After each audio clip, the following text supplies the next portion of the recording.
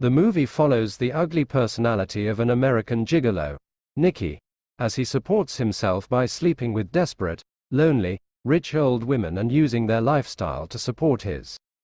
That is until he meets the female version of himself who hunts rich men for the same gain, and Nikki is torn between love and lifestyle. Nikki is a homeless, jobless drifter preying on the rich bikes of Los Angeles, and living the high life on their money until they have enough of his despicable crap and he moves on to the next. He can maintain this as he has the looks and the moves to get anyone he wants, but did he? At this point, if you are new to Scenes Recap, click the free subscribe button to never miss any updates from us. Also feel free to give us a like, if at all this plot would interest you. Narcissistic gigolo Nikki lives in Los Angeles. The movie starts with his voice saying he is an incredibly attractive man and that he does not try to be, he just have it in him. He also tells a story about himself clapping his mother's best friend at the Stairmaster and found by her husband. He says when he first came in California, he had a dream of living easy life, get rich from lying around, live in the hills and drive a yellow noisy sports car and clap 6 feet girls weighing 89 pounds. He then concludes saying that he has already met most of his dreams. We soon realize that the guy is often drifting from one relationship to another without a steady job or even a place to live. He preys on beautiful young women for intimacy, and older women to sponge off. One night, ranging around clubs, Nikki speaks of being in a situation and that he's not there to prey on young girls at their 20s, but women he can have a parasitic relationship with. Nikki latches on to Samantha, a successful attorney, and flirts with her. Charmed and amused by his sheer shallow gorgeousness, the next thing we see is Nikki driving her home in a G-Wagon Mercedes. Samantha allows him back to her fabulous home in the Hollywood Hills, explaining that it once belonged to Peter Bogdanovich, a name that means nothing to Nikki. He uses his sexual prowess and makes sure he smashes her well that night. The next morning, Samantha leaves her credit card for Nikki and with a note saying he can buy himself some breakfast. This time he has struck gold, using his rules and a science he has devised to get what he wants from her: puppy dog smile whilst sleeping, cooking dinner for her even though his busy phone is ringing, from other women showing she's the one for him.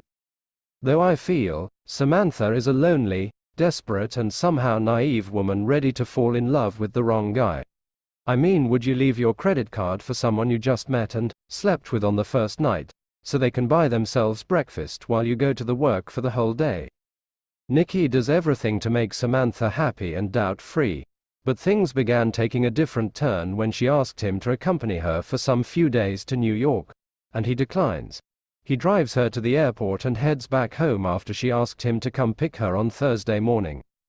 Before long, however, Nikki throws a party at Samantha's house and starts cheating on her.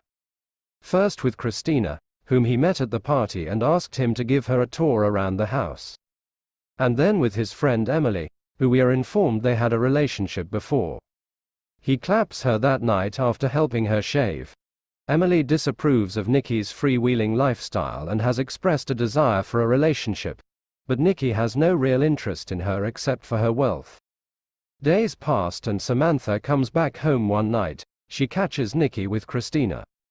They get into a brief disagreement, with them settling at friends with benefits, although Samantha wanted Nikki out of her house on that agreement. Nikki insists that he does not have a car or a place to live and will not be able to commute to her place when she needs him.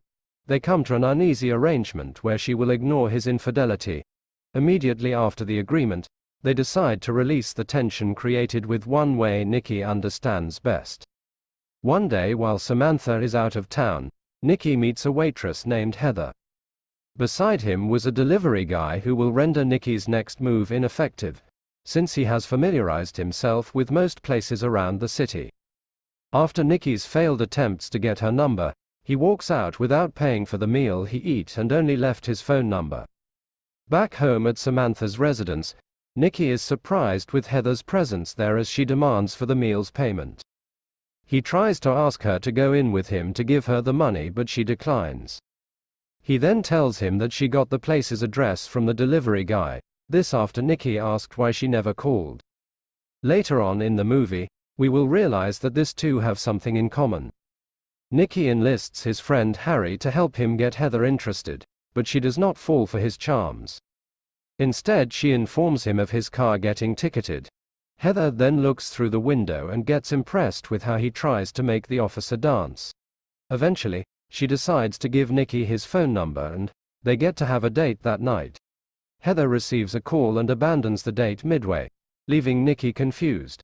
Before she drove away, she tries asking Nikki if he will call. This part gets amusing, because Nikki is on the receiving end of the same treatment he gives women. That night, Nikki feels disconnected from his usual fantasies. Maybe he's thinking about Heather or their failed date. The next day, he goes to Heather's workplace and is told that she works there no more. Later that night, Heather unexpectedly shows up in Samantha's pool and they end up getting intimate, though Heather notes that she really likes Nikki and would not wish that they take things too fast. The next morning, while Heather is asleep, Nikki whispers on her ears that he has to move her car as part of the cleaning process. At Heather's car, he sees some used cigars and realizes it does not belong to her but to her boyfriend, after she told him she was single. Nikki calls her a whore and throws her out in anger. However, he cannot stop thinking about her, and his obsession frustrates Samantha to the point that she gets fed up and throws him out, then quickly takes him back again. Nikki, however, leaves on his own accord, still enchanted by Heather. Nikki searches for a place to stay, but has a fallout with Harry when he learns that Nikki has clapped his sister too. He then goes to Emily's place, but she also rejects him, calling him vacuous, and since he claps women for stuffs, he cannot be relied on for a serious relationship. He tries to go into the parties he once did, but they cannot allow him in. Now, out on the street, and without something to eat, Nikki tries to pick up an older woman at some swanky hotel to get a sandwich. He runs into Heather at the hotel's pool, and she admits that she was only interested in him as she believed he was rich. It transpires that she is the same as Nikki, scamming rich guys for money in the same way he does with girls. Nikki apologizes for how he treated Heather and asks her not to complicate his situation, since he's very desperate for a place to stay and something to eat. She lets him move in with her and her stoner roommate, Eva, and they begin dating, though Heather continues to scam and hustle, though this time with some reluctant assistance from Nikki. One day, an upset Heather reveals to Nikki that she just broke up with her fiancé because she is in love with Nikki.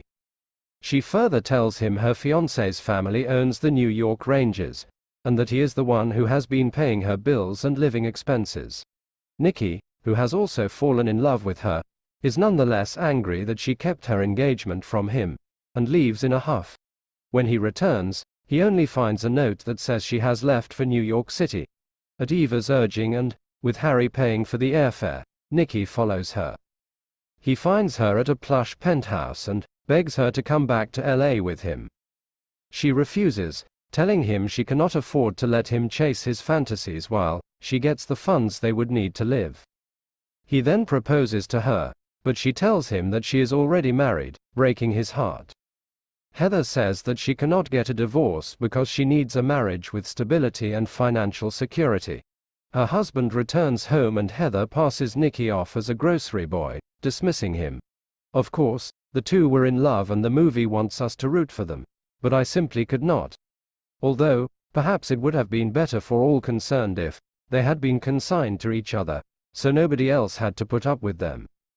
In the final scenes of the movie, Nikki returns to LA and eventually decides that being a gigolo is not really a good thing.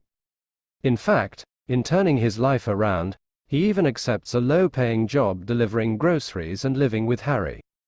He delivers groceries to Samantha's house, where they are picked up by the kept man who has replaced Nikki. And the movie ends, showing Nikki feeding a mouse to Harry's African bullfrog. Thank you for spending some time with us. Also share your thoughts with us by dropping your comments below. If you would like to see more scenes recap like this, click subscribe to never miss any of our future updates.